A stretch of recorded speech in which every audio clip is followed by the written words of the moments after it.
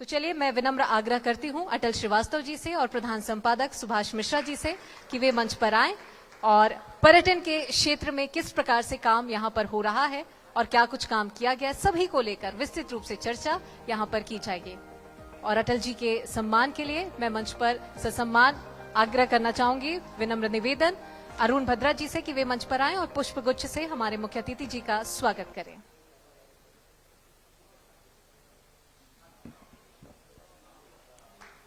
तो Asian news and Chhattisgarh tourism board presents smart Bilaspur एवं पर्यटन के विकास की बात एशियन न्यूज के साथ Karmveer Samman 2023 in association with doctor CV Raman university Kota Bilaspur, supported by Ashirwad eye hospital Bilaspur, NTPC Sipat Bilaspur. तो चलिए अब बिना देरी के इस परिचर्चा को आगे बढ़ाते हैं।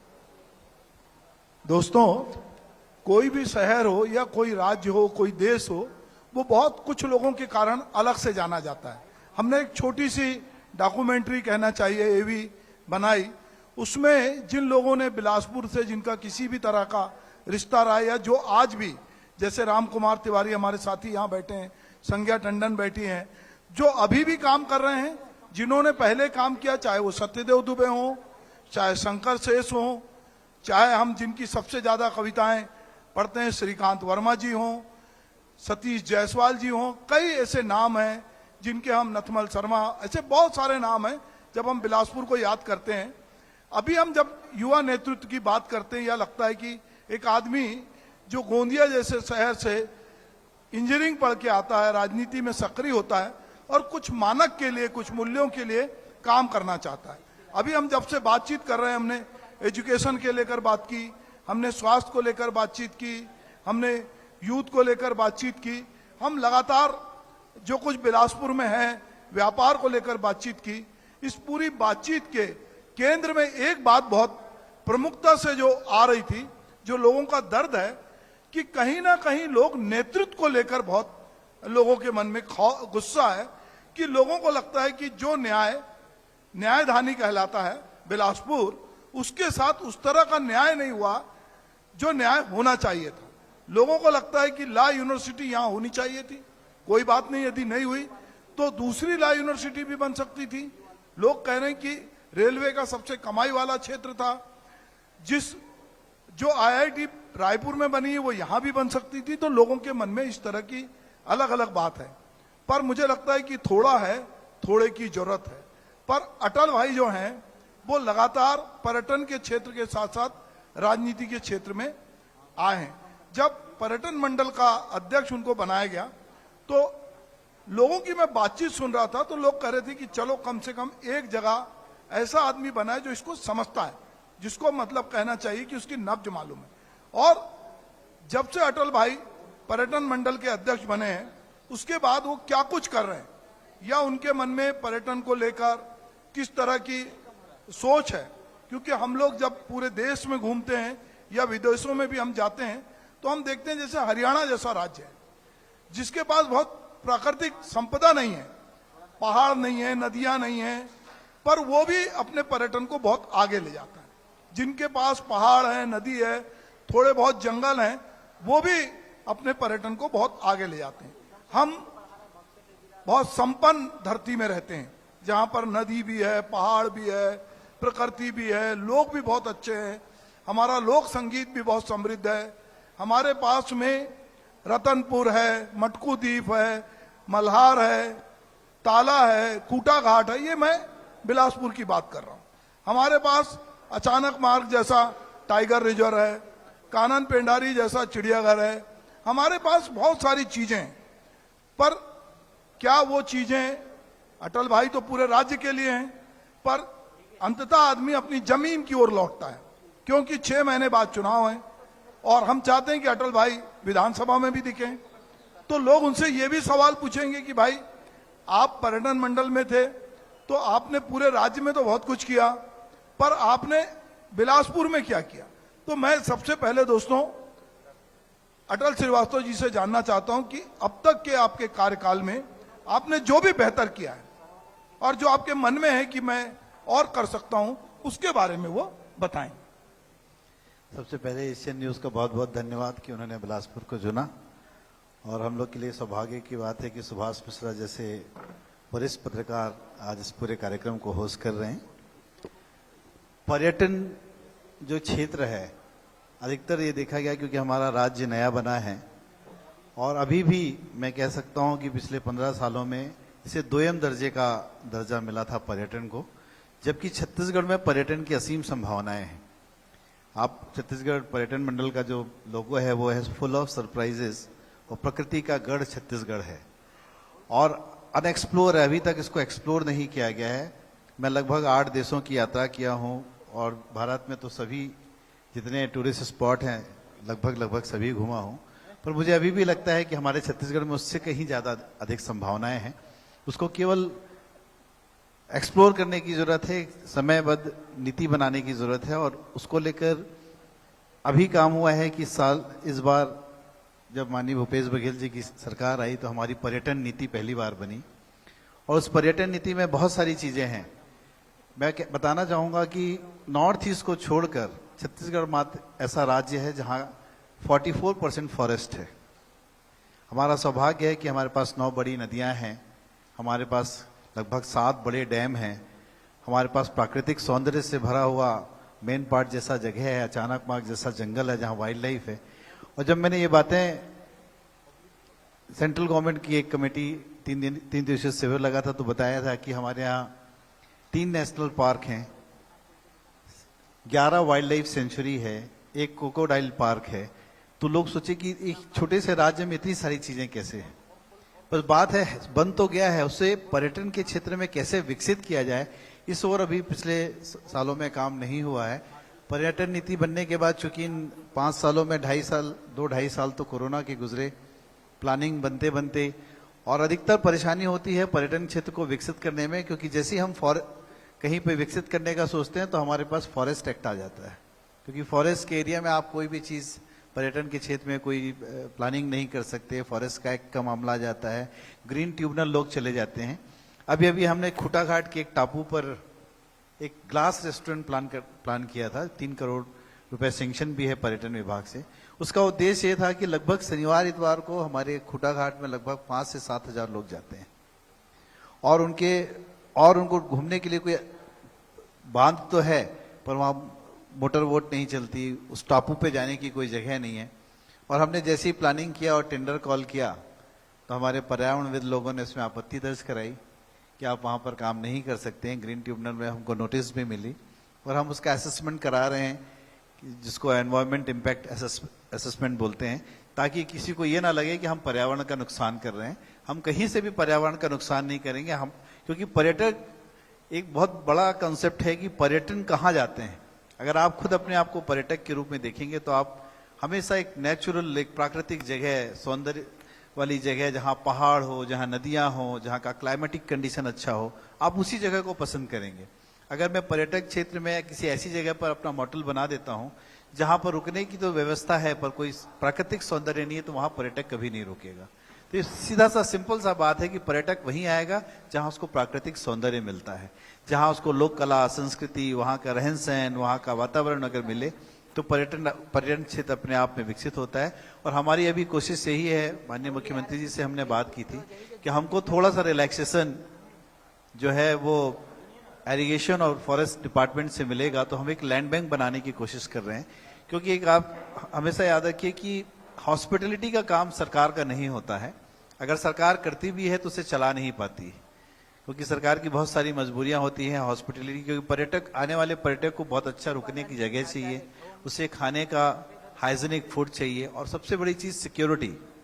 हमारी छत्तीसगढ़ की जो इमेज बाहर बनी हुई है वो ये है कि लोग पूछते हैं कि हम जैसे रायपुर से उतरेंगे तो कितने किलोमीटर बाद नक्सलाइट दिखेंगे। तो ये जो इमेजिनेशन लोगों के मन में डर बैठा हुआ है छत्तीसगढ़ आने का कि छत्तीसगढ़ में हर तरफ नक्सली है, इस डर को मिटाने की लगातार कोशिश हो रही है कि एक बार आप आके तो देखें कि हमारा छत्तीसगढ़ कितना खूबसूरत है। और इसी कोशिश पे लगातार कोशिश हो रही है। और जो भी पर्यटक छत्तीसगढ़ आता है वो हमेशा ये कह के जाता है कि बहुत ही प्रकृति ने बहुत बड़ा उपहार हम छत्तीसगढ़ वासियों को दिया है, वहाँ जहाँ पर इतने अच्छे जंगल, जितने अच्छे पहाड़, इतना अच्छा प्राकृतिक सौंदर्य, और लोक कला और संस्कृति के क्षेत्र में भी हम बहुत समृद्ध हैं। हमारे पास लोक कला में अगर आप बात करें तो हमारे यहाँ 33% आदिवासी रहते हैं। कर्मा नृत्य के माध्यम से, पंथी नृत्य के माध्यम से और सुआ नृत्य के माध्यम से हमारी संस्कृति बहुत समृद्ध है। अभी मुख्यमंत्री ने जब अंतर्राष्ट्रीय आदिवासी नृत्य महोत्सव, जो राष्ट्रीय नृत्य महोत्सव था, जब उसे किया, और इस साल तो 9 देशों के पर्यटक दल यहाँ, नृत्यक दल यहाँ आए थे। और छत्तीसगढ़ की में जो आयोजन हुआ, उसका जो एक इमेज बना छत्तीसगढ़ में कि छत्तीसगढ़ में सच में लोक कला और संस्कृति कितनी विकसित है और किस तरीके के बाहर के पर्यटक दल यहाँ आकर छत्तीसगढ़ को सौंदर्य को निखार रहे हैं। हमारी कोशिश आने वाले समय में यही है। आप बिलासपुर की बात कर रहे थे, बिलासपुर में अचानक मार्ग टाइगर रिजर्व है, जो कि छत्तीसगढ़ का सबसे बड़ा टाइगर रिजर्व है। 539 स्क्वायर किलोमीटर का जो क्षेत्र है, और एक साइड अमरकंटक की वादियां हैं, अमरकंटक का पहाड़ है जहां से मां नर्मदा निकली हुई है, और एक दूसरे साइड पूरा अचानक मार्ग का जंगल है। अभी हमारे वन मंत्री मोहम्मद अकबर जी ने प्लान किया है, जो राजेश जी हैं, जिनको ये काम सौंपा गया है एज ए कंसल्टेंट, कि वो हमारे अचानक मार्ग को किस तरीके से, जैसे कान्हा को जब विकसित किया गया था 1972 में, तो वहां पर लगभग 22 गांव थे। उस गांव को शिफ्टिंग करने का काम लगभग 10-12 सालों तक चला था, और गांव वालों को ये विश्वास दिलाना कि आप गांव से अगर अपने जंगल से शिफ्ट होते हैं बाहर, तो आपकी पूरी व्यवस्था होगी, आपके रहने की, खाने की, आपको गांव विकसित करके दिया जाएगा। वो कमी कहीं ना कहीं छत्तीसगढ़ में अभी पिछले सालों में दिखती थी कि हम वहां से गांव शिफ्ट नहीं कर पा रहे हैं। और अगर गांव शिफ्ट होगा तो मेरा पूरा विश्वास है कि अचानक मार्ग कान्हा नेशनल पार्क से ज्यादा खूबसूरत पार्क होगा, अगर वहां वाइल्ड लाइफ बढ़ती है।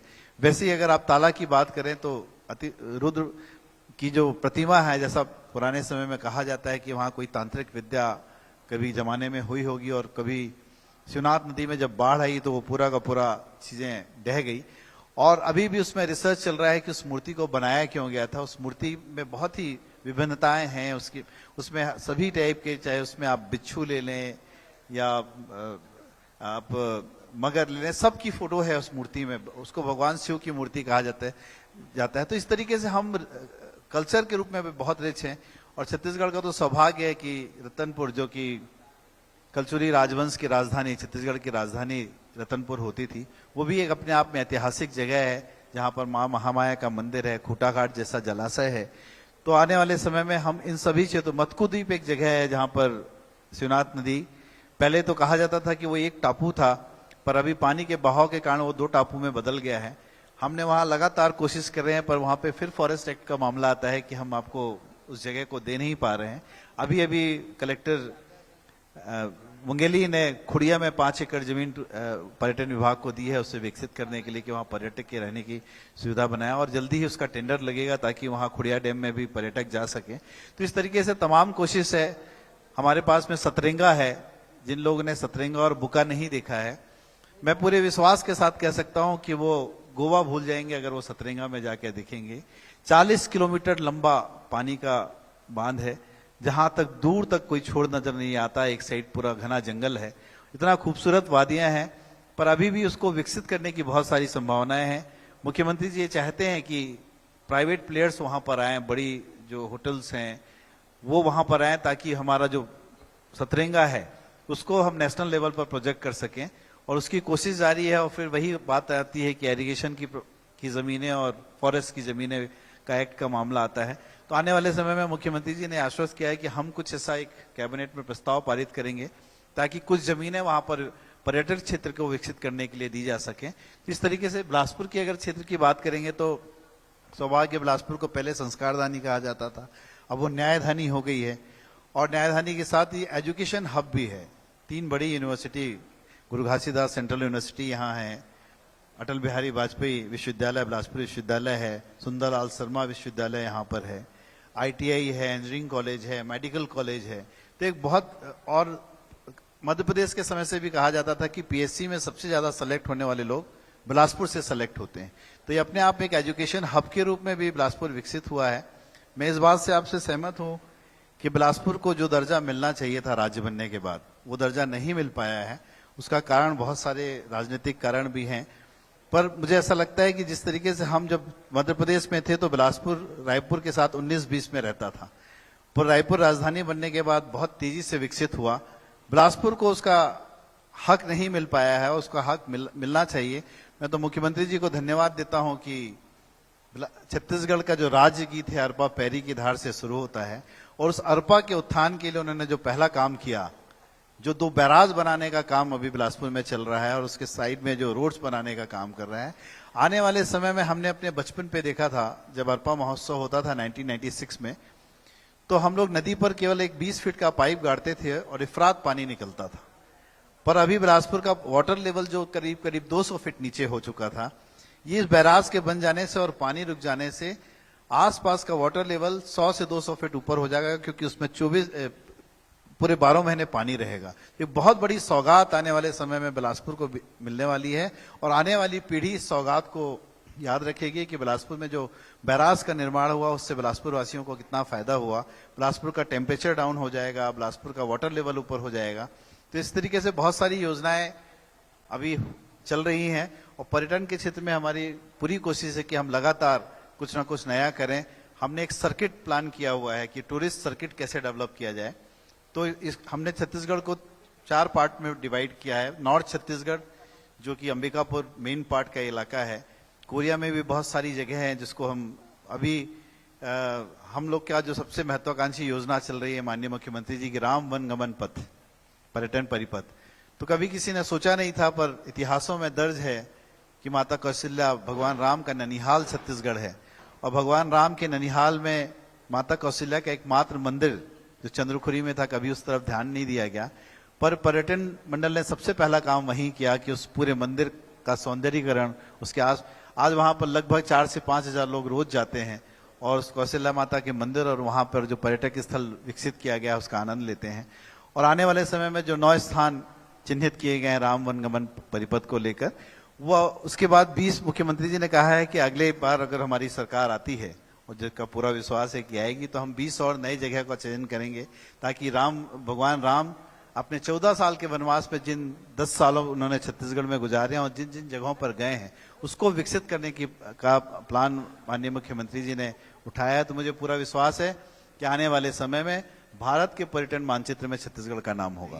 पर मनोज मुंतशिर जैसे व्यक्ति जब डायलॉग लिखते हैं आदि पुरुष का, वो कहते हैं कि यूथ को कनेक्ट करने के लिए उन्हीं की भाषा में ये लिखा, और बाद में अंततः उनको ये रियलाइज हुआ और उनको वो डायलॉग बदलने पड़े और आदि पुरुष को लेके कंट्रोवर्सी खड़ी हुई। तो इधर के दिनों में एक नया चलन भी चला है लगातार कि कुछ फिल्में हैं जो एक हाइप क्रिएट करती हैं, और खास करके धर्म को लेकर, जो हमारे प्रतिमान है उनको तोड़ने को लेकर, और उसको लेकर बैठे ठाले हर 3 महीने में कभी इधर से कभी उधर से कभी ये आंदोलन खड़े होते हैं। जो आप कह रहे हैं कि जो छवियां गढ़ने का खेल हो रहा है अलग अलग तरह से, वो जो है, जब भी हम लोग सभी आहूजा जी बैठे थे, जब हम एक पैनल डिस्कशन कर रहे थे, तो मैंने कहा कि आप हाई कोर्ट में वकील हैं, मुझे एक आंकड़ा, सुधीर श्रीवास्तव थे, कि मैंने कहा मैं एक आंकड़ा जानने में इंटरेस्टेड हूं। लोग कहते हैं कि देश में हिंदू मुसलमान लड़ रहे हैं, मैं कहता हूं थोड़ा हाई कोर्ट से आंकड़े निकालो कि भाई के खिलाफ भाई कितने लड़ रहे हैं, चाचा के खिलाफ भतीजे कितने लड़ रहे हैं, और फिर निकालो कि वाकई में हिंदू मुस्लिम के कितने केस चल रहे हैं। तो ये बहुत बढ़िया, ये एक मेरे मन में एक पत्रकार के नाते की उत्सुकता है कि भाई ये परसेप्शन है कि लड़ रहे हैं। तो मुझे याद आता है, मैं अपने बचपन से याद करता हूं कि मेरे आसपास के रिश्तेदारों के, और ये कहा भी जाता था, मैं ब्राह्मण हूं, कि ब्राह्मण कुत्ता नाई जात देख गुर्राई, ये इस तरह की बातें कही जाती थी। तो मैं देखता था कि ब्राह्मण लोग एक दूसरे के खिलाफ जमीन जायदाद के केस लड़ रहे हैं, पड़ोसी से लड़ाई कम हो रही है, कजिन से हो रही, क्योंकि वो कहीं चला गया है, जब उसको पता चला कि उसकी जमीन अचानक से महंगी हो गई है तो वो दावा प्रस्तुत करने आ गया। तो ये इस तरह का परसेप्शन है। तो ये जो समय है ये परसेप्शन का है। कल आप चूंकि लोकसभा चुनाव लड़े हैं, और कल ही पटना में जयप्रकाश नारायण के आह्वान पे जो समग्र क्रांति की बात हुई थी और जो आंदोलन हुआ था, जन आंदोलन, और उसके बाद जनता पार्टी बनी थी। अभी 15 दलों के नेता वहां इकट्ठा हुए और उन्होंने कहा कि हम वोट का बंटवारा नहीं होने देंगे, और इधर छत्तीसगढ़ में आप पार्टी जो है वो धीरे धीरे अपनी जड़ें जमा रही है और लगातार बातचीत कर रही है। तो क्या आपको लगता है कि ये जो कल जो कुछ बातचीत हुई, इससे जो वोटों का बंटवारा होता था इसको रोकने में मदद मिलेगी? देखिए, जो लोग राजनीति में हैं उनको हमारे इतिहास को समझने की बहुत ज्यादा जरूरत है। हमारी संस्कृति ही गंगा जमुना जमुनी संस्कृति है। देश को आजाद कराने में केवल हिंदुओं का योगदान नहीं था, देश को आजाद कराने में हर भारतीय का योगदान था, चाहे वो हिंदू हो, मुस्लिम हो, सिख हो, ईसाई हो। उस समय कोई ये नहीं देखता था कि देश वो कौन सी जात का और धर्म का है। और देश आजाद भी तब हुआ जब गांधी जी ने ये सोचा कि आजादी कुछ एलीट क्लास के लोग चाहते हैं। जब तक देश के सबसे गरीब गांव में रहने वाला आदमी आजादी नहीं चाहेगा, तब तक ये देश आजाद नहीं होता। उन्होंने उनको ही जगाया, गांव में जो बुनकर थे, लोहार थे, उनको बोला कि आपको आजादी चाहिए। तो कहीं ना कहीं ये जो परसेप्शन, इतिहास को बदलने की जो बात हो रही है, इससे बहुत समझना होगा, क्योंकि हमारा विभिन्नताओं से भरा देश है। हम इंद्रधनुषी रंग के देश हैं। बाकी देशों में एक ही धर्म होता है, एक ही चर्च होता है, पर हम तो विभिन्न धर्म, विभिन्न संस्कृति, विभिन्न भाषाओं को मानने वाला देश है। और इसमें जिस तरीके के लोग जिस तरीके से आपस में एक वैमनस्यता पैदा करना चाह रहे हैं, उससे मेरा कुछ नहीं है। राजनीति चलेगी 5 साल नहीं, 10 साल नहीं, 15 साल कोई प्रधानमंत्री बन जाएगा, उससे कोई फर्क नहीं पड़ता है। फर्क तब पड़ेगा कि जब ये देश टुकड़े में ना टूटे। और कहीं ना कहीं अंतर्राष्ट्रीय साजिशें हो सकती है कि जब हमको इकोनॉमिक रूप से कोशिश की गई तोड़ने की, जब हमारे ऊपर बहुत सारे बैन लगाए गए, तब हमारा देश नहीं टूटा। पर अब देश भाषाओं के आधार पर या जिस तरीके से जाति धर्म के आधार पर अधिकता हो गई है, उससे कहीं हमारा देश जैसा रशिया को तोड़ा गया था 18 टुकड़ों में, वैसा ही देश कहीं ना टूटे कि आंध्र प्रदेश अलग, छत्तीसगढ़ अलग, उड़ीसा अलग। तो ये जो लोग भी लोग काम कर रहे हैं सत्ता पाने के लिए, उनको ये सोचना चाहिए कि ये देश टुकड़े में ना टूटे। इस देश को आजादी की लड़ाई में हमारे बहुत सारे शहीदों ने अपना बलिदान दिया। हम 200 साल के अंग्रेजों की गुलामी और 400 साल के मुगल आक्रमणकारियों की गुलामी झेलकर आजाद 70 साल में आजाद हुए हैं। लोग कहते हैं कि किसी ने 70 साल में क्या किया, तो जवाब तो वही है कि जहां देश में सुई नहीं बनती थी, जहां हमारे पास खाने के लिए पूरे लोगों 40 करोड़ लोगों के लिए अनाज नहीं था, उस देश को धीरे धीरे विकसित करना और सबको इकट्ठा रखना, ये बहुत बड़ा काम है। इसलिए आज चाय वाला देश का प्रधानमंत्री बन के बैठा है।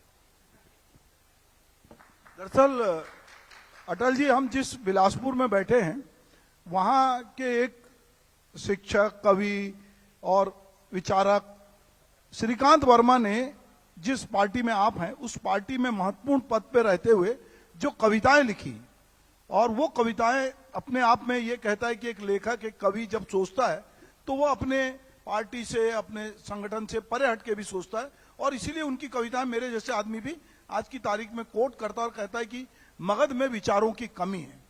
तो कई बार ये लगता है कि कुछ समय के लिए हो सकता है कि लोग झांसे में आ जाएं, और पर लंबे समय तक आप ये झांसेबाजी नहीं कर सकते। और राजनीति में धीरे धीरे लोग, मुझे लगता है, ये बात को समझ रहे हैं। इसीलिए अब राजनीति में बात हो रही विकास की। अब बात हो रही कि आपने हेल्थ पे क्या काम किया, आपने एजुकेशन पे क्या काम किया, आपने इंफ्रास्ट्रक्चर पे क्या काम किया, और लोग भी ये पूछ रहे हैं।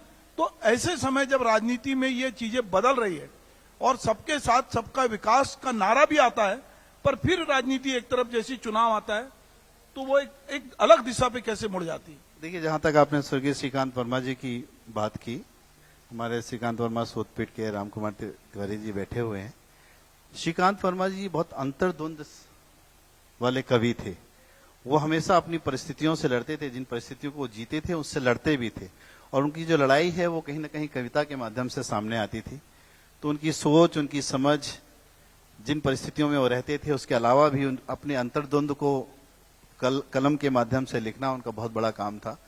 जहां तक आप बात कर रहे हैं कि देश में जो चल रहा है, जिस दिन देश के लोग राजनीतिक दलों को केवल विकास के पैमाने से देखेंगे, ना कि धर्म और जाति के पैमाने से, उस दिन देश से सब चीजें हट जाएगी। आप जवाबदेही तय करिए कि आप चुन के क्यों आए हैं। मंदिर बनाना आपकी जवाबदेही नहीं है। मंदिर सबकी आस्था का विषय है। मैं हिंदू हूं तो मेरा मंदिर होना चाहिए, पर मंदिर बने, उसमें पूजा हो, उसमें लोग जाएं, श्रद्धा के साथ जाएं। मस्जिदें बने, लोग दुआएं करने जाएं। चर्च बने जहां पर लोग बाइबल पढ़ने जाएं। गुरुद्वारा बने जहां प्रेम और सद्भाव विकसित हो। तो जब धर्म को राजनीति से अलग जब तक नहीं होगा और लोग विकास के बारे में अपने जनप्रतिनिधि से नहीं पूछेंगे कि आखिर आपने क्या विकास किया, तब तक मैं सोचता हूं कि राजनीति कुछ इसी दिशा में चलेगी। पर कहीं डर की बात नहीं है, क्योंकि हम लोग बहुत समृद्धशाली लोग हैं।